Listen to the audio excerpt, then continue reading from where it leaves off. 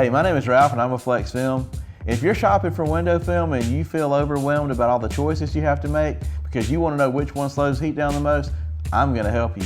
I have a heat box and I have a heat sheet, and it's sensitive to heat. We're going to put a competitor's window film in front of our window film, and we're going to figure out which one slows down heat the best. Okay, we're about to compare the 3M Crystalline 20 to our Nanoflex 20.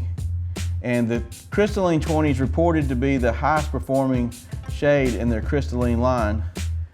And our Nanoflex 20 is not our highest performing shade in our line, but it is an accurate depiction of what we can show our film can do. So here, let's see what the results are going to be. The Crystalline is a sputtered ceramic, and the Nanoflex is a nano ceramic, and there's your results right there.